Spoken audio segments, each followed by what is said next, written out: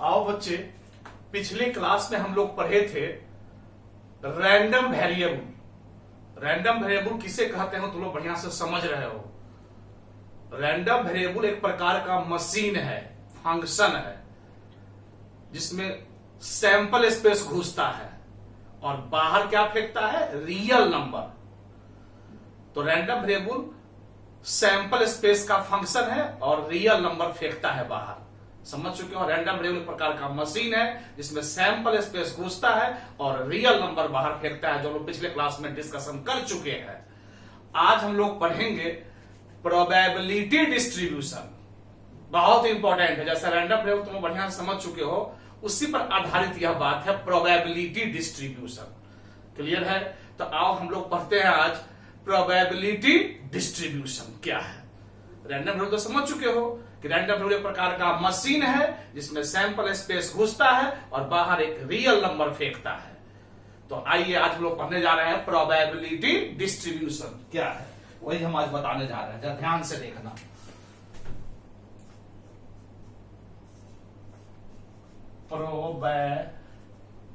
Probability distribution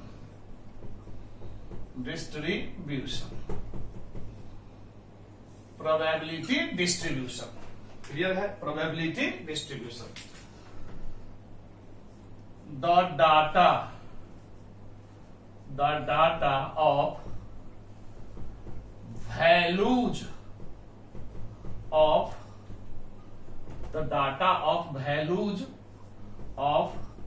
random variable,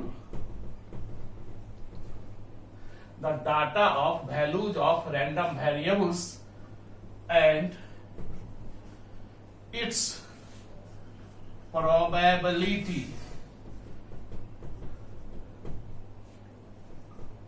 is called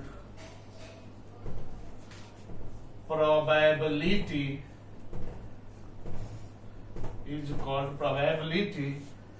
distribution.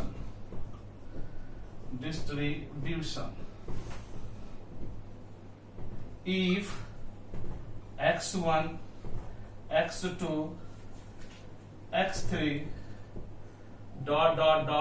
xn are values of random variables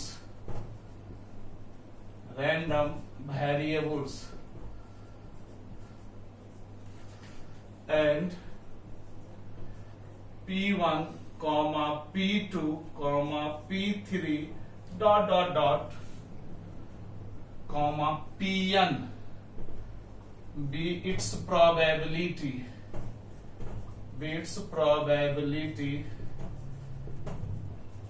respectively.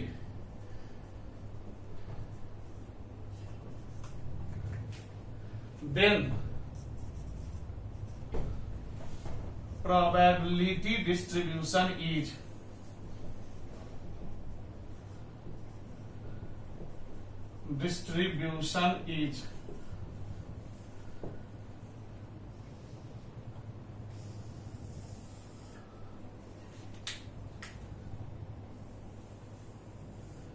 ध्यान से देखना, बहुत आसान है। रैंडम वेरिएबल और probability of random variable. x1, x2, x3 xn। इसी प्रकार से p1, p2, p3 pn। जरा ध्यान से देखो हमने क्या लिखा है। प्रोबेबिलिटी डिस्ट्रीब्यूशन है क्या चीज? द डाटा मतलब आंकड़ा of values of random variables and it's probability is called probability distribution. बहुत आसान है। यानी ऐसा आंकड़ा, ऐसा डाटा जहां रैंडम वेरिएबल का वैल्यू रहे और उसका प्रोबेबिलिटी रहे, यानी ऐसा आंकड़ा ऐसा डाटा जहां पर दो चीज लिखा हुआ हो। कौन कौन चीज? तो रैंडम वेरिएबल का वैल्यू और उसका प्रोबेबिलिटी, यानी ऐसा आंकड़ा, ऐसा डाटा जहां पर रैंडम वेरिएबल का वैल्यूज और उसका प्रोबेबिलिटी, ये दोनों चीज लिखा रहे, उसी को कहते हैं प्रोबेबिलिटी डिस्ट्रीब्यूशन। प्रोबेबिलिटी डिस्ट्रीब्यूशन कोई बहुत भयानक चीज नहीं है, बहुत सिंपल चीज है कि ऐसा आंकड़ा रहेगा जहां पर रैंडम वेरिएबल का वैल्यू और उसका प्रोबेबिलिटी, ये दोनों चीज दिया रहेगा, तो उसी आंकड़ा और डाटा को हम लोग बोलते हैं प्रोबेबिलिटी डिस्ट्रीब्यूशन। तो जब ये कोई प्रोबेबिलिटी डिस्ट्रीब्यूशन तुमको देगा तो वहां दो चीज दिया रहेगा, रैंडम वेरिएबल सबका वैल्यू दिया रहेगा और उसका प्रोबेबिलिटी सब दिया रहेगा। तो उसी आंकड़ा को, उसी डाटा को बोलते हैं प्रोबेबिलिटी डिस्ट्रीब्यूशन। तुमको क्लियर यहां हो भी गया होगा, लिखे हैं वही बात, the data of values of random variables, यानी रैंडम वेरिएबल का वैल्यू एंड इट्स प्रोबेबिलिटी और उसका probability is called probability distribution. उसी डाटा को, आंकड़ा को प्रोबेबिलिटी डिस्ट्रीब्यूशन कहते हैं। और क्लियर करने के लिए नीचे फिर एक बात लिख दिया हूं, जरा ध्यान से देखो। इफ अगर x1, x2, x3 dot dot dot xn are values of random variables, values of random variables, यानी x1, x2, x3 dot dot dot xn जो है सो रैंडम वेरिएबल का वैल्यू है, रैंडम वेरिएबल हमारा है x1, x2, x3 dot dot xn and और p1, p2, p3 dot dot dot pn be its probability, और p1, p2, p3 dot dot dot pn जो है सो उसका प्रोबेबिलिटी है रेस्पेक्टिवली, क्रमशः। बात समझ में आया? यानी x1, x2, x3 dot dot xn जो है सो रैंडम वेरिएबल का वैल्यूज है और p1, p2, p3 dot dot pn जो है सो इसका प्रोबेबिलिटी है। देन प्रोबेबिलिटी डिस्ट्रीब्यूशन इज, तो प्रोबेबिलिटी डिस्ट्रीब्यूशन होता है, इसी को कहते हैं, ये जो देख रहे हो इसी को प्रोबेबिलिटी डिस्ट्रीब्यूशन कहते हैं। यह आंकड़ा है, देखो कैपिटल X से रैंडम वेरिएबल को इंडिकेट करता है, तुम लोग पिछले क्लास में देख चुके हो, कैपिटल X से रैंडम वेरिएबल को इंडिकेट करते हैं। तो ये रैंडम वेरिएबल हो गया और यहां PX, यानी इसका मतलब पढ़ेंगे probability of random variable. P का मतलब प्रोबेबिलिटी और X मतलब जानते ही हो कैपिटल रैंडम वेरिएबल। तो यह रैंडम वेरिएबल का खाना है और यह प्रोबेबिलिटी ऑफ रैंडम वेरिएबल का जगह है। तो रैंडम वेरिएबल का वैल्यूज क्या क्या हमारा है, x1, x2, x3 dot dot dot xn, और उसका प्रोबेबिलिटी कर सके, जब x1 रैंडम वेरिएबल है तो प्रोबेबिलिटी कितना है p1, x2 है तो p2, x3 है तो p3 डॉट डॉट, इस तरीके से xn है तो pn। तो एक प्रकार का यहाँ आंकड़ा तुम देख रहे हो ना, एक प्रकार का डाटा ही है कि नहीं है। यहाँ आंकड़ा दिया हुआ है कौन कौन चीज का, रैंडम वेरिएबल के वैल्यू का और उसके प्रोबेबिलिटी का। रैंडम वेरिएबल का वैल्यू दिया हुआ है और उसका प्रोबेबिलिटी दिया हुआ है, तो इसी आंकड़ा को हम लोग बोलते हैं प्रोबेबिलिटी डिस्ट्रीब्यूशन। ये प्रोबेबिलिटी डिस्ट्रीब्यूशन और कुछ नहीं, एक प्रकार का आंकड़ा है, डाटा है, जहां पर रैंडम वेरिएबल का वैल्यू और उसका प्रोबेबिलिटी दिया रहे, तो उसी आंकड़ा को हम लोग बोलते हैं प्रोबेबिलिटी डिस्ट्रीब्यूशन। समझ में आ गया? तो जब भी प्रोबेबिलिटी डिस्ट्रीब्यूशन तुमको कोई देगा तो वहां कुछ नहीं रहेगा, दो चीज रहेगा, रैंडम वेरिएबल का वैल्यू रहेगा और उसका प्रोबेबिलिटी रहेगा। इसी डाटा और आंकड़ा को हम लोग बोलते हैं प्रोबेबिलिटी डिस्ट्रीब्यूशन। समझ में आ गया? तो प्रोबेबिलिटी डिस्ट्रीब्यूशन और कुछ नहीं, रैंडम वेरिएबल का वैल्यू और उसके प्रोबेबिलिटी को ही प्रोबेबिलिटी डिस्ट्रीब्यूशन कहते हैं। यही आंकड़ा दिया रहेगा, इसी आंकड़ा को प्रोबेबिलिटी डिस्ट्रीब्यूशन कहा जाता है। क्लियर है? अब आओ जरा प्रोबेबिलिटी डिस्ट्रीब्यूशन के बारे में कुछ सुंदर बात सब लोग पढ़े। अभी तो प्रोबेबिलिटी डिस्ट्रीब्यूशन किससे कहते हैं तो हम समझ चुके हैं, अब इसके बारे में कुछ बात सब लोग जाने। जैसे देखो यहां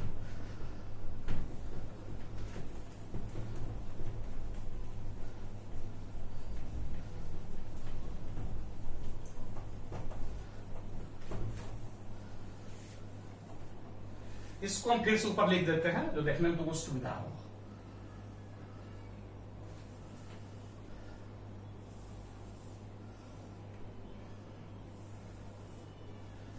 रैंडम वेरिएबल और प्रोबेबिलिटी ऑफ रैंडम वेरिएबल, यही डिस्ट्रीब्यूशन हमारा है। x1 x2 x3 dot dot dot dot dot xn, इसका प्रोबेबिलिटी कौन सा, p1 p2 p3 dot dot dot dot, इस प्रकार से pn। इसी बात को डिस्ट्रीब्यूशन को हमने ऊपर लिखा है। अब आओ डिस्ट्रीब्यूशन के बारे में कुछ सुंदर बात से बता रहा हूं, तो ध्यान से देखना। सबसे पहला इंपॉर्टेंट बात कि जब भी कोई प्रोबेबिलिटी डिस्ट्रीब्यूशन दिया रहे तो सारे प्रोबेबिलिटी का योग 1 होता है, यानी यह p1 plus p2 plus p3 plus dot dot dot pn is equal to 1। सबसे इंपॉर्टेंट बात, ध्यान रखना इस बात को। हाँ, तो सारे प्रोबेबिलिटी का योग जो होता है सो 1 के बराबर होता है। क्योंकि देखो प्रोबेबिलिटी डिस्ट्रीब्यूशन कोई सही तभी कहा जाएगा, ये प्रोबेबिलिटी का ना खाना है। तो प्रोबेबिलिटी तुम जानते हो, ये p1 p2 p3 pn जो है सो प्रोबेबिलिटी है। और प्रोबेबिलिटी तुम लोग जानते हो कि किसी भी घटना का प्रोबेबिलिटी 0 से 1 तक ही होता है। इसलिए इस बक्सा में p1 p2 p3 pn का मान न 0 से छोटा होना चाहिए और न 1 से बड़ा होना चाहिए। अगर ऐसा कहीं देख लेंगे तो वो डिस्ट्रीब्यूशन गलत है, सीधे कह देंगे कि डिस्ट्रीब्यूशन गलत है। क्योंकि प्रोबेबिलिटी हम लोग पढ़े हुए हैं, किसी भी घटना का प्रोबेबिलिटी 0 से 1 तक ही होता है। इसलिए माइनस में अगर कहीं देख लेंगे 0 से छोटा तो किसी घटना का प्रोबेबिलिटी तो हो ही नहीं सकता, इसलिए वो डिस्ट्रीब्यूशन गलत है कह देंगे। या 1 से बड़ा देखेंगे तो कह देंगे वो डिस्ट्रीब्यूशन क्या है, गलत है। क्लियर है? तो पहला बात कि प्रोबेबिलिटी वाला जो बॉक्स होगा उसमें वैल्यू कभी भी ना 1 से बड़ा होना चाहिए और ना 0 से छोटा होना चाहिए। अगर ऐसा है तो वह डिस्ट्रीब्यूशन गलत है। दूसरी बात, प्रोबेबिलिटी डिस्ट्रीब्यूशन, प्रोबेबिलिटी का ना बंटवारा होता है। डिस्ट्रीब्यूशन माने बंटवारा मान के चलो यहाँ, तो प्रोबेबिलिटी का बंटवारा, तो बंटवारा किसका होगा, जितना समान है उसी में बंटवारा होगा। प्रोबेबिलिटी कितना होता है, 1, 100% को ही 1 कहते हैं, इसलिए 1 है, उसमें बंटवारा होगा। इसलिए सारे प्रोबेबिलिटी का योग 1 होना चाहिए। अगर कोई डिस्ट्रीब्यूशन तुमको दे दे और कोई बोले कि बताइए कि डिस्ट्रीब्यूशन सही है कि गलत है, तो सबसे पहला काम तो देखेंगे कि जितना भी प्रोबेबिलिटी है वो 0 से लेकर 1 तक नहीं होना चाहिए। 1 से बड़ा या 0 से छोटा तो इसे आंखें से देखकर कह देंगे डिस्ट्रीब्यूशन गलत है। अगर मान लो सब ठीक ठाक है तब सारे प्रोबेबिलिटी को जोड़ेंगे, प्रोबेबिलिटी को p1 p2 p3 dot pn, और सबका योग कितना होना चाहिए, 1। अगर 1 हो गया तो इसका तो डिस्ट्रीब्यूशन सही है, और अगर 1 योग नहीं आया तो इसका मतलब वह डिस्ट्रीब्यूशन गलत है, क्योंकि 100% को ही 1 कहा जाता है। क्लियर है? तो सबसे इंपॉर्टेंट बात लिखे है इसी यहां तो समझने में किसी को दिक्कत नहीं। सारे प्रोबेबिलिटी का योग जो होता है वह 1 के बराबर होता है। बहुत इंपॉर्टेंट है, इसमें बहुत सारे हिसाबों को बनेंगे इस कंसेप्ट पर। डिस्ट्रीब्यूशन तभी सही होगा जब सारे प्रोबेबिलिटी का योग क्या होना चाहिए, 1 होना चाहिए। दूसरा एक बात, चूंकि ये डाटा है, आंकड़ा है, ऑब्जर्वेशन है, तो थोड़ा स्टैटिस्टिक्स की भी बात यहां किया जा सकता है। हम लोग पढ़े थे 11th में, उसी को थोड़ा लिख दे रहा हूं। मीन को हम लोग म्यू से इंडिकेट करते हैं, म्यू से। मीन को किसे इंडिकेट करेंगे, म्यू से। अगर कोई कहेगा कि इस डिस्ट्रीब्यूशन का मीन निकालिए, तो मीन निकालना बहुत आसान है। सिर्फ क्या कर देना है, x1 इंटू p1, ध्यान से देखो, plus x2 into p2 plus x3 into p3 plus dot dot dot xn into pn, यही हमारा मीन हो गया। अगर कोई डिस्ट्रीब्यूशन दे दे और कहे कि इसका डिस्ट्रीब्यूशन सही है गलत है बताओ, तो उसे बता दिए। अब इसका कोई मीन पूछे निकालने के लिए तो कुछ नहीं करना है, रैंडम वेरिएबल और उसके करस्पॉन्डिंग प्रोबेबिलिटी के गुणनफल का योगफल होता है। क्लियर है? देखो ना, x1 into p1 plus x2 into p2 plus x3 into p3 plus dot dot dot xn into pn, यही इस डिस्ट्रीब्यूशन का मीन हो गया। इसलिए कोई अगर पूछे तुमसे कि मीन निकालिए तो इसी सूत्र का यूज करेंगे। तुमको समझाने के लिए इतना लंबा फॉर्म लिख दिया है। वैसे मीन को हम ऐसे भी चाहे तो लिख सकते थे, या ऐसे भी लिख सकते हैं। और लिख देता हूं, इसी फॉर्मूला को हम शॉर्टकट लिख देते, ऐसे लिखते हैं, ऐसे। सिग्मा का मतलब जोड़ होता है, तुम लोग जानते हो। I इज इक्वल टू 1 से लेकर n तक xi इंटू पी आई, मीन बराबर म्यू बराबर। ऐसे भी चाहे तो फॉर्मूला को हम लिख सकते थे छोटा रूप में, तुम जैसे समझो, बड़ा रूप समझा छोटा रूप। देखो सिग्मा का मतलब जोड़ होता है, तो आई का मान कहां से लेना है, 1 से लेकर n तक। जब ये 1 लेंगे तो x1 इंटू p1, देखो आ गया। फिर प्लस 1 के बाद 2 लेंगे तो x2 इंटू p2, फिर प्लस 3 लेंगे तो x3 into p3 plus dot dot dot, last में n लेंगे तो xn इंटू pn। तो इसी लाइन को ऐसे भी शॉर्टकट में हम बोल सकते हैं, उसी को लिख दिया sigma i equal to 1 to n xi into p y. इसी मीन को ऐसे भी बहुत आदमी बोलता है, ऐसे बोल सकते हैं। वैसे बोलने का ढंग तो दोनों समझ में आएगा। मीन है क्या समझ में आया, रैंडम वेरिएबल और उसके प्रोबेबिलिटी के संगत करस्पॉन्डिंग गुणनफल का योगफल को ही मीन कहते हैं।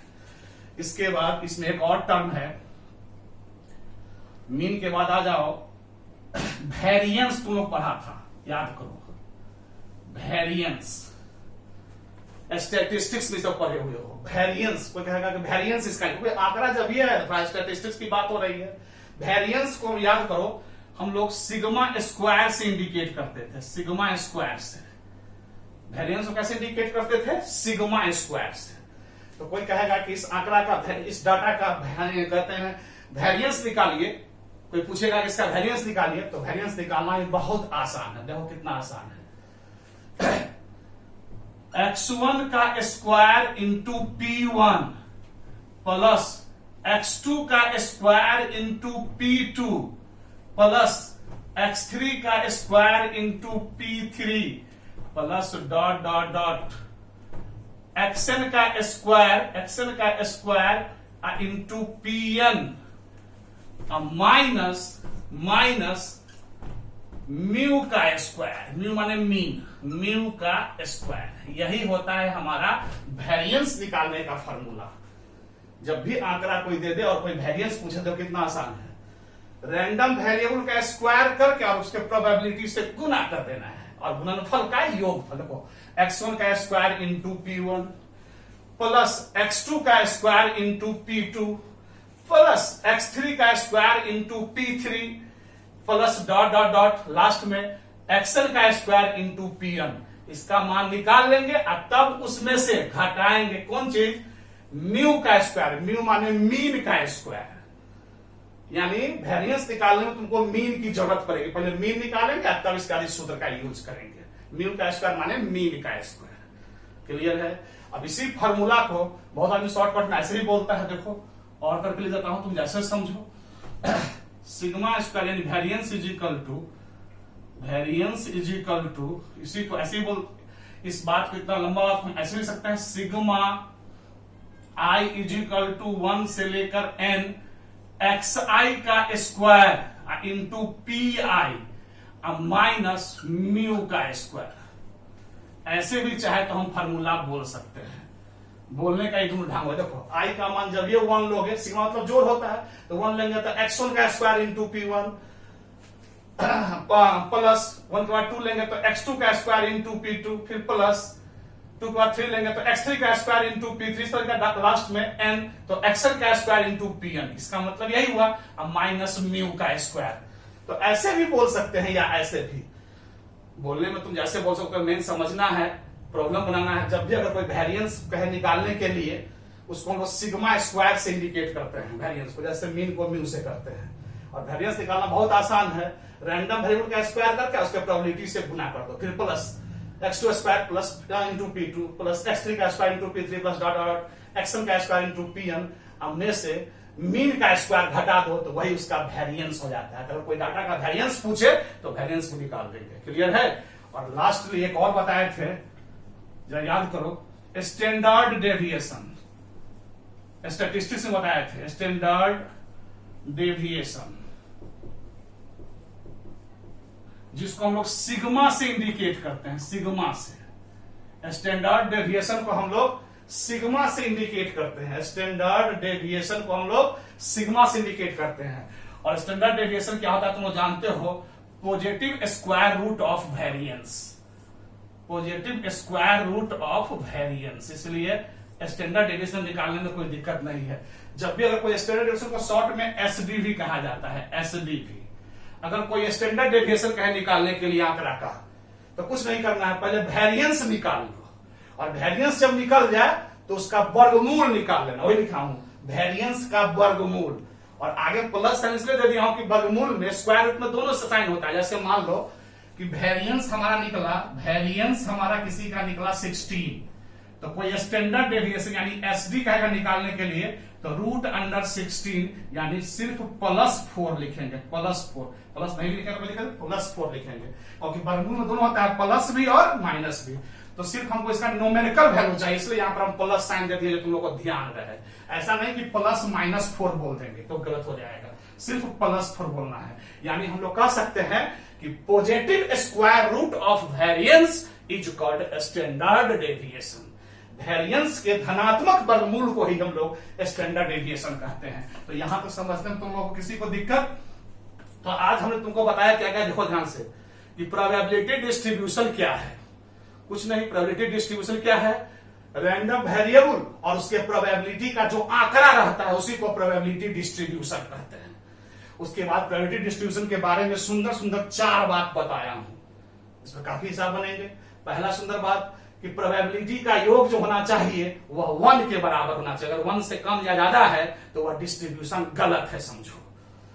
दूसरा बात कि मीन निकालना सिखा दिए। जब भी डिस्ट्रीब्यूशन दिया रहेगा तो मीन कहेगा निकालने के लिए, तो हम लोग मीन इस फॉर्मूला से निकालेंगे, क्लियर है। तीसरा बात, डिस्ट्रीब्यूशन दिया रहेगा तो वेरिएंस अगर कोई पूछेगा तो वेरिएंस निकालना तुमको सिखा दिए। चौथा बात, डिस्ट्रीब्यूशन अगर दिया रहेगा तो स्टैंडर्ड डेविएशन कैसे निकालते हैं वो निकालना तुमको हम सिखा दिए। तो यहां तक समझने में किसी को दिक्कत नहीं होगा। चलो भाई, तो ये सब थ्योरी हमारा था। अब अगले क्लास में तुम लोग को हम प्रॉब्लम का अप्रोच देंगे, इसलिए अगला क्लास बहुत इंपॉर्टेंट होगा। अभी तक तो पिछले 2 क्लास से हम लोग थ्योरी समझे हैं कि रैंडम वेरिएबल क्या है, प्रोबेबिलिटी डिस्ट्रीब्यूशन क्या है, मीन क्या है, वेरिएंस क्या है, स्टैंडर्ड डेविएशन क्या है। और अगले क्लास में हम लोग इसका अप्रोच देखेंगे, कैसे प्रॉब्लम बनाया जाएगा, और अप्रोच लेने के बाद तब हम लोग प्रॉब्लम में इन करेंगे, तो एक भी हिसाब में दिक्कत नहीं होगा, तुम देखना। हमारी बात तुम लोग समझ चुका होगा, क्लियर हो गया। सभी बच्चे को बहुत बहुत प्यार और thank you for your patience.